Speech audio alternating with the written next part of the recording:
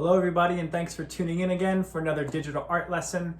Today we'll be talking about the very beautiful display of the Northern Lights, which I have a couple pictures of here to look at, a couple photographs. We'll be learning a little bit about what causes this natural phenomenon, and then we will be doing our own winter landscape. We will be sure to include those northern lights, that beautiful sky, in our landscape today. So let's talk about what we'll need in order to make a winter landscape. So for today's project, we will be using a piece of paper or your sketchbook. You're going to need a pencil to sketch out your beautiful landscapes, and then some crayons to add color. Now, if you have oil pastels, you could also use those as well.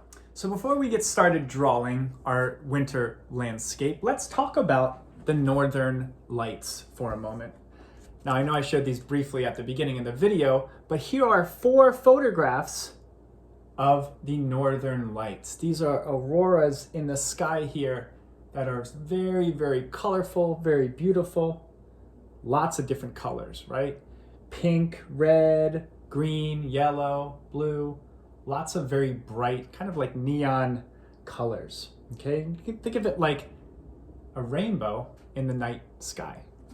So let's talk a little bit about the Northern Lights. We'll even talk a little bit about what causes them and where you might be able to see them from. So the Northern Lights, also called Aurora Borealis, are colored lights that appear in the northern sky, kind of like nature's fireworks, right? Nature's fireworks or a rainbow in the night sky. They are caused by electrons being blown out by the solar wind. Think of it this way.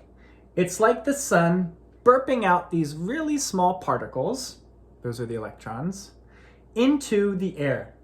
They are mixed with gases in the Earth's atmosphere, which causes them to glow, okay?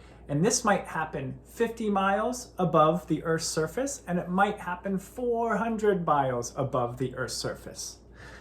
They can be seen in high altitude regions, such as the North and South Poles.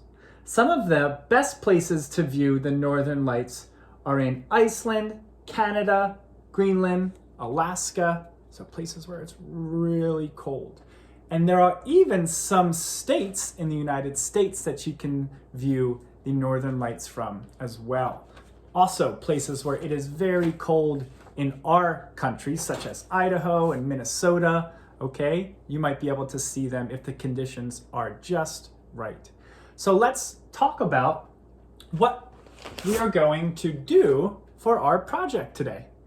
I used a special technique in order to give this texture in my landscape. And I'm gonna show you all how to do that right now. Okay, everybody, so for our landscapes today, I would like us to hold our sketchbooks or our paper horizontally. That means your spiral will be on the top of your drawing, okay? And typically you'll see landscapes drawn or painted this way. And that's so you can see a nice wide view of lots of different things in your nature landscape, all right? So I'm going to go ahead and put my piece of paper on the easel here, and we're going to get started. So I like to sketch in pencil first. So I'm going to go ahead and I'm just going to put in a horizon line. Now I am going to just do one way to do your winter landscape. You could draw anything you like today. Make sure you save room for your sky, and make sure you put some colors in your sky to show those northern lights. So just very lightly, I'm putting in some mountains in the background here, and just some very loose shapes of some mountains. So you all can continue to draw your different mountains and trees and things in your landscape. I'm going to show you how to get that technique and that texture that we saw in my landscape. So I'm gonna just hold my crayon flat on my paper. Now I've peeled off the paper on my crayon, which you will have to do. And some crayons are sold without any paper on them, so you don't have to go through the hassle and peeling it off. So I just push down a little bit harder in certain areas just to make it look more realistic, all right, and to give it a little bit more texture. So I'm going to go ahead, and this is when you can get really creative with your landscape. You can put in any colors you would like. I'm going to put in lots of bright neon colors because I saw lots of those in the pictures that I saw of the northern lights. Now I'm going to go ahead and I'm going to fill the rest of my sky in with some of that dark color. Now be careful with your black. Black is a very powerful color. You don't want it to take over all of those beautiful colors that you just put in. You could do a moon somewhere if you'd like to. You could do some stars in the sky. It's up to you. I'm going to just leave the top very colorful. I'm just pushing down very lightly with my crayon. So I'm going to go ahead and put in a little bit of gray for my mountains, and I'm just going to go ahead and hold my crayon the same way, flat.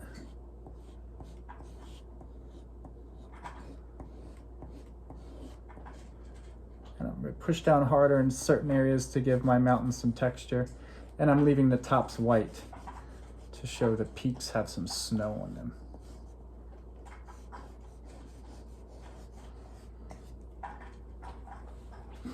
So now I have worked my way to the middle ground, or the mid-ground. I'm going to put a frozen lake in because I like the one that I did for the example for the project.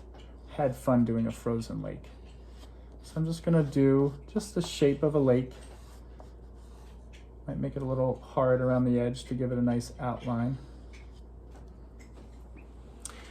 And you might see the reflection of those colors on the surface of your lake, so you can put in the reflection.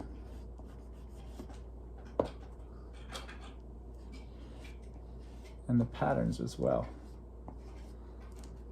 So I'm going to go ahead, just darken it up a little bit so that I really want to make sure people know that this is a nighttime landscape.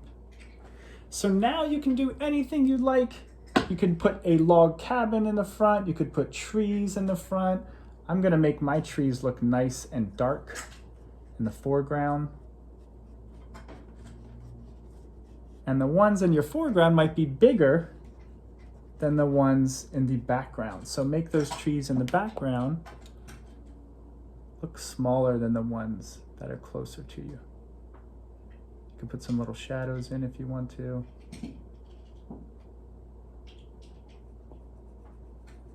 One thing that I had fun with is doing footsteps as if they were going towards the mountains and having them kind of fade off in the distance. So there's lots of different things you can do. This is just one example. You can take your snow and make it a little blue if you want it to look a little icy or frozen. Okay? There's so many different things you can do for your landscape. Okay, everyone, well, I hope you all had fun with your winter landscapes. I can't wait to see some of your drawings, and I'll see you all next week.